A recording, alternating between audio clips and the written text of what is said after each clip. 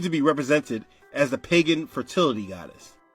The original pagan festival of Easter was a sex orgy that celebrated the return of life via the fertility of Semiramis, aka Ishtar's conception of Tammuz.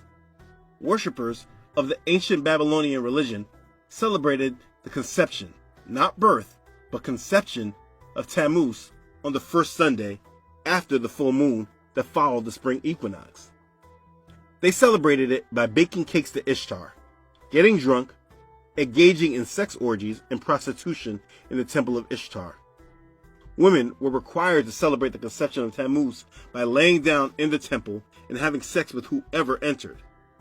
Babies were then sacrificed in the honor of these pagan gods, and their blood was consumed by the worshippers.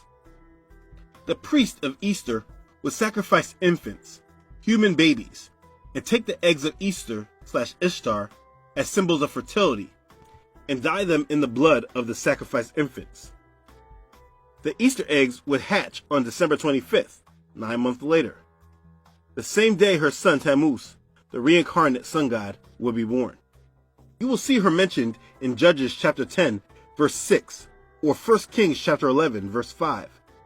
This is the mother goddess and the celebration of Easter, and the customs associated with Easter all come from this worship.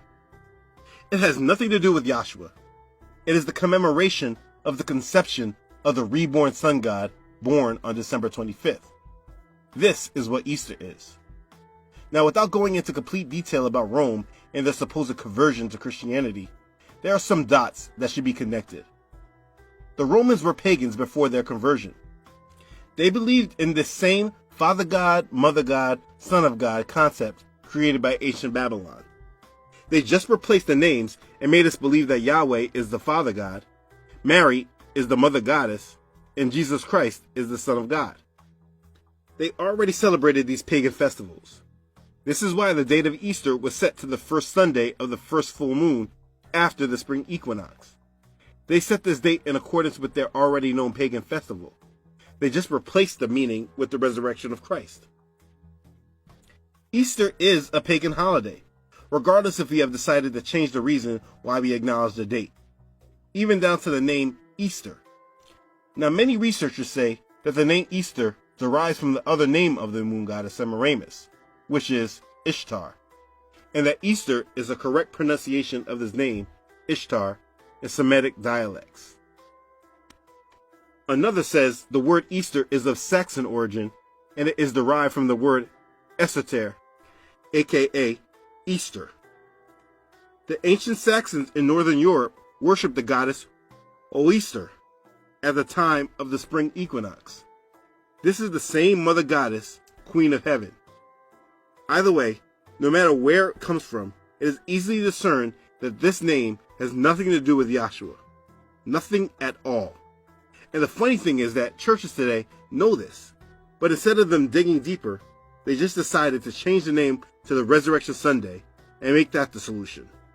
But that is far from the solution. Changing the name does not change what is being worshipped. Easter eggs. The symbol of the rebirth of life in the springtime is the egg. Eggs, since ancient times, were known to be very prominent as symbols of new life and resurrection. Ishtar's supernatural egg was now considered an emblem of generative life and rebirth, better known as Ishtar's eggs or Easter eggs. The Easter egg is in reference to a woman's reproduction, her fertility. This makes sense as Ishtar is the goddess of fertility, and a woman's egg is how she produces. As I explained earlier, the priest of Easter would sacrifice infants, human babies. You see, many babies will be born around December 25th from those sex orgies that began on the feast of Ishtar in the spring. And then horribly, many of these babies would then be sacrificed the following Easter. The priest would then take the eggs as symbols of fertility and dye them in the blood of the sacrificed infants. Horrible. So anytime you are dealing with Easter eggs, dyeing them, and Easter egg hunts, you are participating in an ancient pagan culture that dealt in blood sacrifice and worship of the mother goddess. Nothing about Easter eggs are harmless. It just has been marketed to us this way. If your church has participated and had Easter egg hunts, question the leadership there.